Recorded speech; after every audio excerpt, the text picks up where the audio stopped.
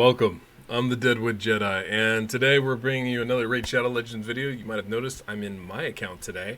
I'm going to be showing you guys a version of the double Maneater comp. Now, this one also has been very popular, especially with the recent Void Summons event. A lot of people have two Maneaters. I myself finally got my second one. And so if you don't have a Seeker, you don't have a Mashald, or you don't have the ability to go at crazy speeds, this is another excellent unkillable option for you guys to run. I myself have leaned away from unkillables for a long time, but I figured this is something that's been very useful for the community. I know a lot of you guys really enjoy these, so I wanted to put it together for you and kind of show you how it works. Now, the website has very good speed tune for this. This is the Ultimate Nightmare and Nightmare version of this. Now, you can do a very plain Ultra Nightmare version of this, and you can do a very plain Nightmare version of this. This is the one comp where you can do both of those speeds, both those difficulties, I should say, with the same gear. You only have to swap one piece of gear in order to make it work. So for my money, this seems like the best option for you. The less gear that you have to commit to speed, the more you can commit to crit rate, crit damage, and attack. And that's just going to get you more damage overall. And being able to use it for both Nightmare and Ultra Nightmare means it's a lot more flexible for you guys. It means it's a lot more attainable for those at a lower level as well as those at a higher level. It works for everything. So I figured that's really the best option, so that's the one I wanted to show you guys. The same principles of how this works applies, right? You have two Maneaters, and you're trying to get them to use their Ancient Blood ability, this unkillable ability they put up. It blocks debuffs, and it makes you unkillable. It's a wonderful thing. The only drawback is it's a 5-turn cooldown. Well, the clan boss takes 3 turns, so getting you to go at a 5-3 ratio, taking 5 turns for every 3 the clan boss takes, just isn't practical. But something we can do by bringing in 2 Maneaters, it can allow us to go at a 5-4 ratio, which is a lot lower speed requirements than it would be otherwise. So that makes it a very attainable composition. This is why for a lot of these we bring in a Painkeeper to cool down the Maneater, so their 5-turn ability only turns into a 4-turn ability, and then we're able to tune them to a 4-3 ratio. Well, in this one we're not bringing in Painkeeper. We're bringing a second Maneater and having their cooldowns go at a 5-4 ratio, so their speeds are fast enough that they're able to use their, basically they're alternating their unkillable ability. So one Maneater will use their unkillable ability, it'll last for 2 attacks of the clan boss, and then the other Maneater will do the same thing, and it'll last for another 2 turns until we repeat that cycle. It works really well. It's very easy to do. The setup is a little tricky because it does take, I want to say like 6 or 7 turns to really get set up and into it. So that's the only drawback to this. And it's different setups for the different difficulties. But thankfully for you guys, I have it on the website. The speed tune is listed there. The skills you need to do are listed there. In fact, what we're going to do today, I'm literally just going to read off the skills that I have listed there, and I'm going to do them so you guys can follow along at home. It's kind of like a paint by numbers sort of thing today. But this should be pretty good, pretty easy, and I'm kind of curious, to be honest, to see what kind of damage we can do with this. This is my first time using 2 Maneaters in the same composition, so I'm a little bit excited myself. So let me go ahead and show you the champions we have. So fair warning, they are not fully geared out. They are not fully maxed out. I didn't level up everything. I'm a little low on silver. Trying to build clan boss compositions all the time is a little bit difficult. But you should get a pretty good idea of how this works, and they're pretty well stacked as it is. So let's go ahead and first show you the Maneaters. Now, with these compositions, the limits and the speeds and stuff aren't exact. So like the numbers we have listed on the website are ones you want to shoot for, but there is more freedom in it than just that. That said, if you're struggling with this composition, if it's not working for you, probably stick to the numbers that are listed there. But I want to give you that option just so you know there is some freedom with it, so that if you're pretty close, check in the calculator first. See, does this still line up? Does this still match up? If it does, then you're in good shape. If not, that's when you know you need to go back to the drawing board. And you should know if it lines up. If, about turn 7, 6 or 7 or 8, you start having the Maneaters take a double turn, and then nobody takes a double turn, and then the other Maneater takes a double turn, and then nobody takes a double turn, and it keeps alternating like that. That's going to tell you you're in the right tune. It's just about lining up the skills at that point. But that should give you a good guideline as far as trying to make sure that you have the speeds right. Now, going into this Maneater. So, we have 215 speed. That's the slow Maneater with 34k HP. Doesn't really matter. Key is we got the crit rate up. so that hopefully we'll be doing a little bit of damage. Our other Maneater we have at 218 speed. That is what we want for that as well. HP crit rate is still there as well, so you can see that. Now, when you're running this composition, something to keep in mind, Maneater will place a decreased attack buff. You can see here on his A1. He'll place a decreased attack debuff on all enemies if this attack is critical. You do need accuracy for that skill to work. So if you're doing an unkillable team, you don't need that extra debuff. Don't put accuracy on your Maneater. It'll keep that from landing and let you do a little bit more damage. Opens up one more debuff slot. Like a little tip of the trade there for you guys. The Masteries, I have this Maneater going down the defensive tree, and the other Maneater I don't have mastered at all. So we'll go ahead and master them up. So one of the things I want to do when I master my Maneater, and let me just go ahead and move. We'll just keep myself here for the moment. One of the good things that we want to do with our Maneater is we obviously want him to go down the attack tree because we're going to be doing damage. Now, if we're using him for an unkillable comp, but regardless of what we're using him for, we're going to go all the way down here. Nope. There we go. Nope. Nope. There it is. There it is. Maybe I can find it. There it is. Right down there. It's a War Master.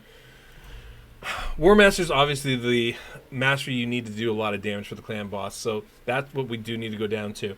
Otherwise, we do want to take Life Drinker. This will help us heal up a little bit as we start going lower on HP. And then we're going to want to take Grim's Resolve because we're not going to have more than 50% HP. We shouldn't anyway for most of this fight. Now, the other way I like to go is the defensive tree, and it doesn't really matter too much how you get there. But where I want to go, and I do this is a more traditional defensive tree route, but I want to get all the way down here to Retribution. Retribution is great because it gives us a chance to counterattack, and with the Life Drinker and the healing up, especially with War Master procs, we have a chance to do that every time. That's part of the reason why we take Life Drinker. And Deterrence, just in case there's a stun, we'll get an extra counterattack. One thing we want to avoid is Cycle of Revenge. Do not want to take that. Now, if you're using Maneater for other things, you can definitely go down the support tree. You want to avoid the usual turn meters things, Arcane Celerity, Rapid Response, Cycle of Magic, and Lasting Gifts. You want to avoid all of those. What you do want to hit up, though, things that would be good for you is Lore of Steel to give you an extra bonus to your speed, as well as Master Hexer to extend the debuff, that decreased attack debuff. You want to extend it with Master Hexer. You don't need Sniper. It doesn't take. There's not a percentage chance for it to hit. So those are the only things you would need over there on that side. Otherwise, we can take Cycle of Violence and just do a little bit more damage. But that's how I like to master up my Maneater. Now, next champions we're going to be bringing in. We're going to bring in a couple Legos. I'm going to bring out the big guns for this one, guys. I figure why not? So we're going to bring in Rosin here. Rosin, of course, is the man. He does massive damage for me. We won't have increased defense buff up, so maybe not as much as normal, but he's still going to be really good. Of course, getting that crit rate and crit damage as high as possible is key. I have my Rosin at 177. Now, your 2 DPS have to be between, I know on the site it lists 174 and 178. Generally, between 172 and 178, it will work. But you want to check in the calculator. Make sure those numbers work in there. But for 2 of the DPS, somewhere in there should work. Now, you cannot be faster than 178. That will throw off the composition. You need 2 of them, 178 or lower. So you definitely want to check with your speed sets. Lower Steel, make sure that you're not going just over that number and throwing off the tune as well. The other champion we're going to bring in is Bad El-Khazar. Now, Bad El-Khazar is going to be our fast champion. You can see I have him at 185, and I know on the website it says 182. The 182 is what you need when you're doing Nightmare. I'm just doing Ultra Nightmare right now. So I actually, you know what? Let's make this simple. I don't want to confuse anybody. I don't want to make this more complicated than it needs to be. So we're just going to go ahead and we're going to tune him down ever so slightly with the speed. And we're going to find something I can use instead. All right, guys. So I got Bad El to 182 speed, the perfect speed that we have on the website. This is just the best way to show you guys.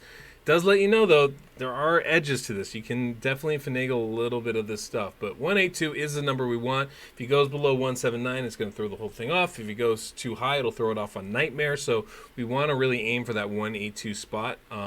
So just keep in mind with that. If you do get off, make sure you check in the calculator. Make sure that you're not screwing it up. And then, yeah, so for Masteries for him, I do have him going down the support tree just to give him as much healing as possible. As well as down all the way down to War Master there. And then the very last champion we're bringing in is going to be Vizier. So I'm going to use Vizier to go ahead and extend all my debuffs. We have them coming down here to Giant Slayer on the offensive tree, very similar to Rosin. And then defensive tree, we do have them coming all the way down to Retribution as well. As far as his gear goes, you can see we have him at 174.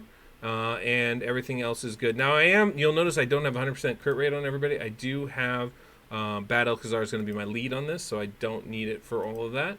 But that should work just fine. So we're going to go ahead and do a run here, and this is my first time doing this, so I don't know exactly how it's going to go, to be honest with you guys. Should be fine, but we're going to see. This is going to be a grand experiment you guys are along for the ride of. So yeah, there you go. So this is going to be the setup that we have. We'll go in. I'm literally just going to read the speeds, the turn orders and stuff off of the website for you guys. Should be nice and simple, real easy to do. And that way I can make sure that what we have up there works and that you guys are doing exactly the same thing as I am. So it should be nice and easy. Okay, here we go. Let's jump in here.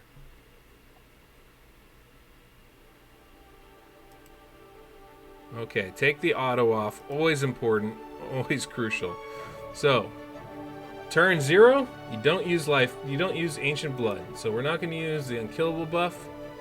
We're just going to use A2. Siphon, it doesn't matter. A2, A1 is never really important. And then Bad Alcazar, we are going to wait just in case there is a stun. I think we're vulnerable for 1 or 2, so that way we can just cleanse it off right away. Not necessary, though. The stun shouldn't have an effect on anything. But I figured why not, right? And then Ancient Blood on the Fast Maneater for turn 1. Here we go. Ancient Blood, en route, done. And then nothing else. Just gonna do that. Great. Bad Alcazar is gonna go. We keep getting that healing up. And we're gonna extend those buffs. One of the reasons why I brought Bad Alcazar in is actually so we can get that healing. I figured the more healing, the merrier. And mostly what's going to be great about that is that it allows us to get those Retribution procs, some free counterattack in. So we are now in turn 3. We need to wait till turn 4. We're going to get the healing up now, get those poisons going. There goes Rosin. Go ahead and use Siphon. Go ahead and extend those debuffs. And go ahead and use Siphon. Alright, now we're in turn 4. Apply Ancient Blood on the Slow Maneater. So now the Slow Maneater is going to apply Ancient Blood, the Unkillable buff. And it's going to go right there. There it is. Great. Now we just kind of keep using everything we can. I don't think we're going to use Ancient Blood again for a minute here. Turn 7 is the next one. So we are vulnerable till about turn 6 or 7. That is the only caveat to this entire composition. Of course, I have Bad Alcazar in here, so I'm going to be manualing 4 days just to get it all set up. We are turn 6, not yet. We're going to wait one more turn round. Okay. Still moving pretty good here. Liking what I'm seeing. Vizier doing work. Okay, turn 7. Apply Ancient Blood on second hit of Fast Maneater. This is the first hit.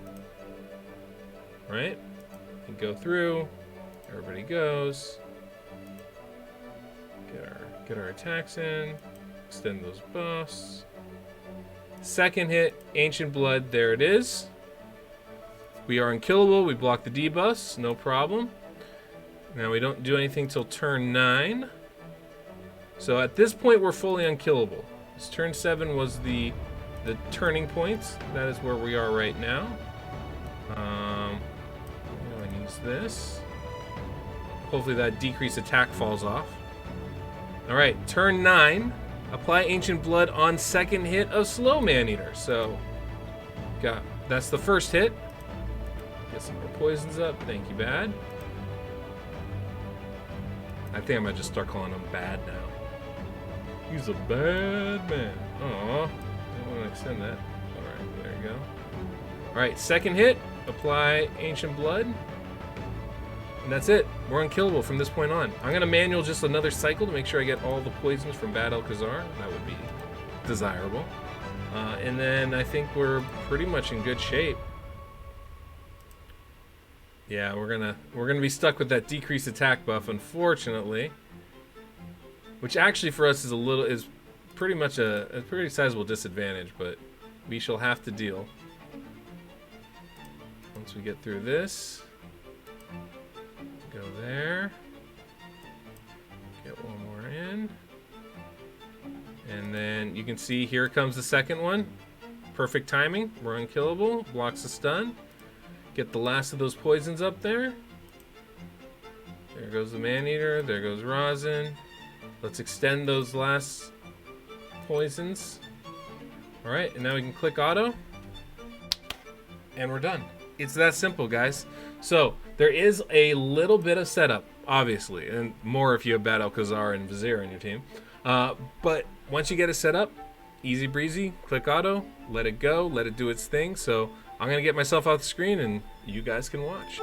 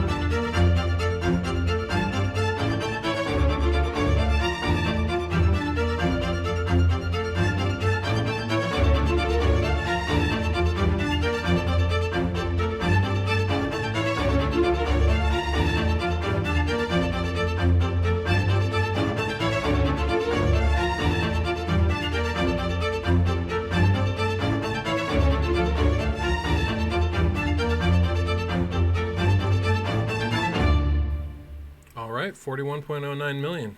Not too shabby, right? Pretty decent. So you can see it works. It works beautifully. It has much more damage potential than the budget unkillable, mainly because everybody gets all their attacks. In fact, the man-eaters get extra attacks. So there's definitely a lot more damage potential in this build. I mean, if I were to bring in a Septimus and, I don't know, if I had a Cold Brawler, for example, I'd probably do a heck of a lot more damage than even I'm doing right now. So there's definitely a ton of potential with this kind of composition. You can do bucos amounts of damage. Give me a Draco, and I'm telling you, I'd probably crack 50 million with this. So it's a really good build, really accessible. So let me go ahead and let me re-gear and we'll do a Nightmare run. So guys, all you have to do to get yourselves ready for Nightmare is switch one piece of gear. So all I'm going to do is take off this chest piece that has 13 speed and replace it with this one that has 6 speed. That's going to reduce my total speed by 7. We need to go from 215 to 207, and so that should make it work. Nice and simple. You can see, or 208. We're at 208, which should work if my understanding is correct. We do want to be at 207, so that was not the piece I wanted to change. Of course it's not. Okay, guys, so as I said, as I'm trying to say, this is the third time I tried to do this, we need to get ourselves down to 207 speed from 215. I've already switched out one chest piece, and I got the wrong speed. So that was me being dumb. Here's me being right, and we got ourselves down to, let's check the math, 207. Hey, success. So we are now at the correct speed for Nightmare. Now we're going to do this again. We're just going to do it on Nightmare, and you're going to see there is a slightly different setup to it, but otherwise it works just like a charm. So I'm gonna get my setup all ready here, so I know exactly what I'm doing, and I'm gonna do it just like I did before. I'm gonna follow the exact guidelines that are on the website, so you guys can just plug and play. Watch me as I do this. Play along. Besides color by numbers. I'm going to be Bob Ross today. You guys will be painting at home. Basically what's going on here. So, turn 0. Do not use Ancient Blood. We will not use Ancient Blood. I will make sure that does not happen. Turn 1, we are going to apply Ancient Blood on the Fast Maneater. So, we're not quite there yet, but that is what we will be doing when that time comes around, which should be right now. So, we're going to use Ancient Blood right here on the Fast Maneater. It should block the debuffs. And then we're going to just continue going on. And that's going to be it. Turn 4, again, we'll apply Ancient Blood on the Slow Maneater. It's not too different from what it was otherwise. The only real difference is the turns 6 and 8 as opposed to 7 and 9. I believe that's right. Anyhow, we're going to keep going basically until turn 4. And then we should be in good shape. So here we go. So now we don't have any weak affinity champions, so the stun is going to land here on our... Oh, nope. I'm sorry. Red to red works out perfect, so not a problem. Even if it does land on the Maneater, that should be fine because we end up skipping... we end up delaying a little bit later on, so it shouldn't have any kind of impact. All right, so it is still turn 3. We're not going to use the Unkillable yet. We still need to wait. Go ahead and cleanse that stun. And here we go. Excuse me. Bared you the sound of that one. Whew, that was nasty. All right, so still turn 3. Waiting, waiting, waiting. Almost there. All right, turn 4. We're gonna apply Ancient Blood on the Slow Maneater here. So that's the Fast Maneater. There goes Rosin. And then the Slow Maneater, Ancient Blood. There it is. Beautiful. We're going to extend all those debuffs again. Not a problem, not a problem. Okay, and then we're going to wait till turn 6. Turn 6 will apply Ancient Blood on the Fast Maneater, and then turn 8 will apply it on the Slow Maneater. So, kind of just keep going with this. Turn 6. Ancient Blood on the second hit. So this is the first hit right there.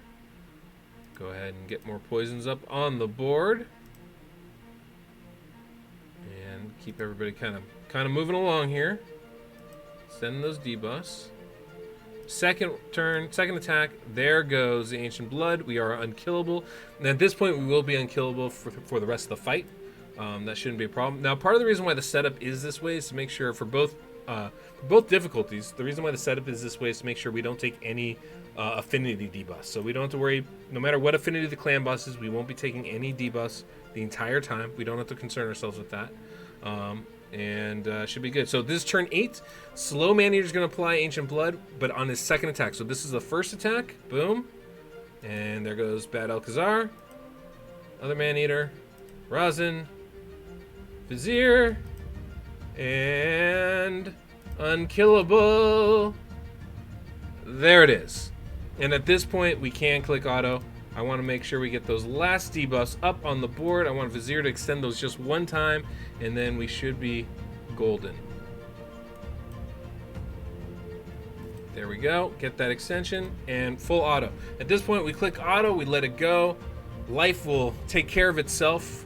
This should work like a charm. So that's it. That's the setup for this one. It's not too different from Ultra Nightmare. There's just like a one-turn difference basically in how things are set up, basically because of the difficulty. But that's it. Nice and simple. So let me get myself off and we'll watch this one.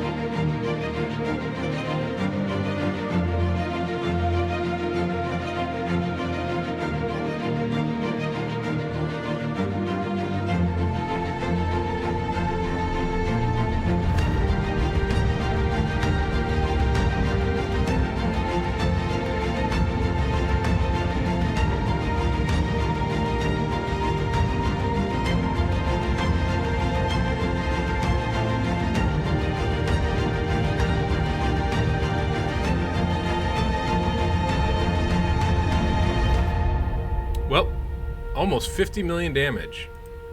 This comp can do some work. For sure, guys. For sure.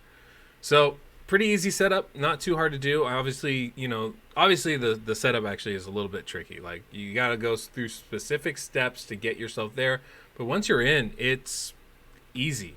And you don't really have to worry too much about even getting into it. You have to have enough sustain to last for 2 cycles. So you can't have people with, like, no defense or HP. But other than that, it's pretty easy to do. Frankly, a lot easier than the budget Maneater Painkeeper combination, and a lot more damage potential. Maybe the setup isn't quite, it's a little bit more extensive, but it's also way less complicated. You don't have to worry about where the stun goes. It's very simple to make work. So yeah, if you got 2 Maneaters, definitely a good way to go. Can't complain about that. So hopefully you guys found this interesting. I certainly did. Well, I've certainly wanted to do double Maneater for a little bit, and I finally got my second Maneater. We were able to do that today. Hopefully this was helpful for you guys.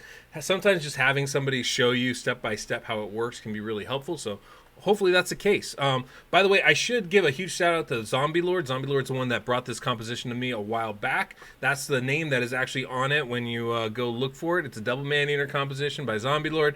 It's right there on the website, so definitely check that out. There's the guidance is in there. All the step-by-step instructions of how to run it are in there written down, so it's easy to follow for you guys. Shouldn't be too complex whatsoever. Hopefully you guys enjoyed this. Always a pleasure talking with you. If you don't mind clicking like down below, I always appreciate that. Let me know if you're running this composition or if you plan to. I'd love to hear back from you guys how that goes. I really do get a kick out of reading your comments, so please go ahead and say a little something down there. Subscribe if you haven't. Hit the notification bell so you know when my next video is coming out. All the usual stuff, guys. I do have my Patreon up and running. I am looking for more coaching, more account takeovers. I'm running all that through there to give myself some more time to actually do this kind of content. So go ahead and sign up there. It's really easy. Got a private Discord channel for you guys if you're interested as well. That's a really fun thing. That way we can answer your questions for you. But guys, as always, this has been a pleasure. I cannot wait till the next time I talk to you. So till then, I'm the Deadwood Jedi.